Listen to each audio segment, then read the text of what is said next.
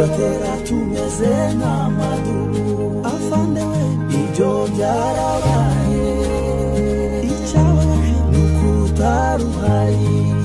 Twongeye kubasuhuza mwese abakunzi ba Tuza Rutsinda TV ndetse n'Indoro TVN, tubararikira amakuru yacu y'uyu munsi turi ku itariki 15 z'ukwezi kwa gatatu umwaka w'ibihumbi 2026. Tudatinze reka tujye twakwinjira mu makuru twabateguriye muri iri joro kugira ngo mube mwamenya uko akarere karaye ku mutekano wifashe, kuko natwe tudahwema kugenda tubagarira kuri tele tubazanira amakuru yizewe y'ukuri.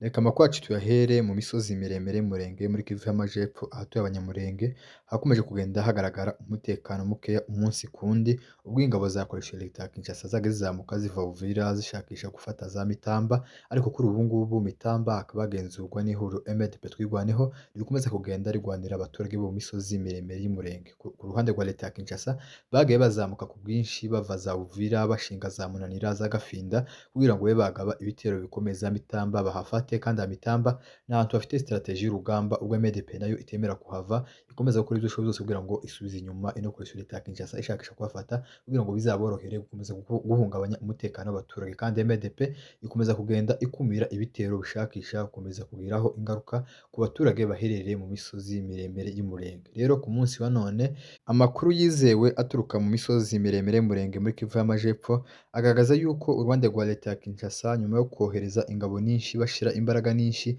mu bice za Mitamba bagambiriye gufata Mitamba, ku ruhande rwa leta ya Kinshasa harimo Abatanzania, harimo Abarundi, harimo FDLR, harimo Wazalendo, harimo Imbonerakure CNDD FDD, abo bose ni bakomeje kugenda bashira umugambi hamwe. Rero iyi coalition leta ya Kinshasa nyuma yo kugaba ibitero biremereza Mitamba baje gukutwa n'inkuba batazi ziturutse, ubwo amakuru yizewe avuga yuko ingabo nyinshi zo ku ruhande rwa leta ya Kinshasa mu gitondo cy'uyu munsi baje kugaragara mu mujyi wa Uvira, ubwo bamanuye inkomere nyinshi zakomerekeye ku rugamba ndetse n'abandi benshi b'abayobozi basize ubuzima bashakisha gushingurwa za Uvira. Rero za Mitamba hakomeje kunyerera, uruhande rwa leta ya Kinshasa bakomeje gukoresha imbaraga zose bashakisha kubafata, ariko n'ubundi ntibikunda kuko MDP iri maso kugira ngo ikomeze irengere abaturage baherereye muri ya bice.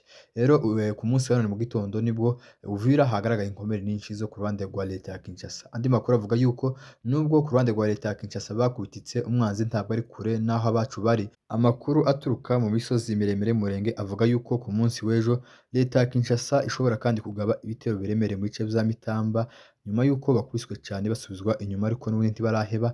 Ku munsi w'ejo bari gupanga ibitero biremereye kugira ngo bazagabe za Mitamba, ariko n'ubundi bazasanga hanyerera. MDP Twirwaneho iri maso ikomeje kugenda igwanira abaturage baherereye mu misozi miremire y'Umurenge. Rero ivyo bitero biravugwa imigambi ya leta ya Kinshasa ikomeje kugenda itegura zo gukomeza kugaba ibitero za Mitamba bagambiriye kuhafata. Rero amakuru yizewe yemeza yuko ivyo bitero biri guteganywa ku munsi w'ejo yuko zagabwa za Mitamba, ariko Twirwaneho bari maso ico nzi nuko bazakubitwa n'ubundi nkuko basanzwe bakubitwa. Rero amakuru aca tuyasimbukire mu Minembwe tubabwire amakuru havugwa. Ku munsi wa none Minembwe haje kugabwa igitero ca drone mu gitondo cyaje kurasa za Karingi mu ijoro ryo kuwa gatanu buca n'iposho, hongeye kandi kugabwa ibindi bitero bya drone mu Mikenge. Rero bwakeye uyu munsi ku cyumweru mu gitondo birasa kandi biragabwa za Karingi. Ku ruhande rwa leta ya Kinshasa ntibahwema kugenda bagaba ibitero biremereye mu mihana ituwe n'abaturage, kandi abaturage ba Minembwe bakomeza kugenda bavuga yuko bakomeje kugirwaho ingaruka n'ibisasu biremereye bikomeza kugenda biraswa mu baturage, mu bana no mu bagore.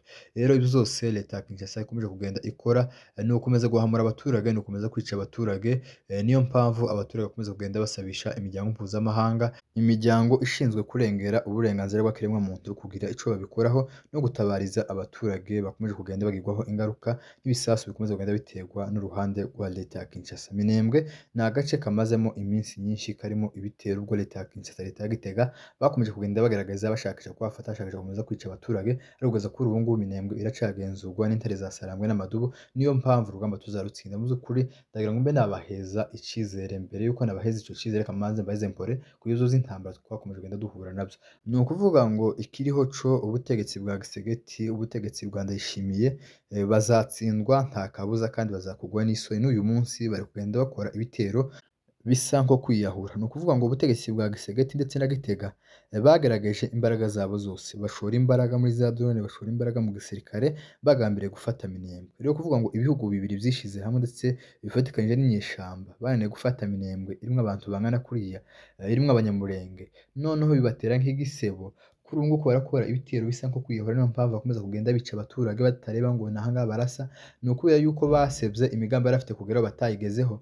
Ni ukuvuga ngo ubutegetsi bwa Kinshasa ndetse na Gitega bateguye operasiyo yo kurasa umunsi ku wundi badasiba.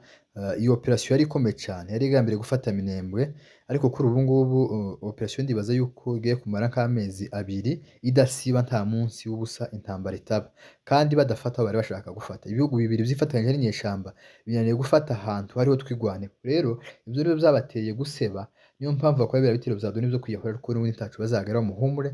Nubwo ibitero vya drone bikunze kugenda bigira ingaruka ku baturage, bikunze kugenda bihitana abaturage, ariko turatanga mpora, ariko tubabwira yuko leta ya Kinshasa ndetse na Gitega baratsinzwe. Kuvuga ngo ibihugu bibiri bifatanyije n'inyeshamba kugeza kuri ubu ngubu ntibarafata Minembwe.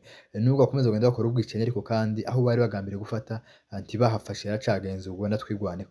Rero ku ruhande rwa leta ya Kinshasa bakomeje kugenda bongera imbaraga nyinshi, ariko n'ubundi ntaco zibagezaho, ntaho bagera, ntabwo bafata Minembwe, kandi bazahora batsindwa nubwo badahwema kugenda bongera imbaraga nyinshi i Murenge.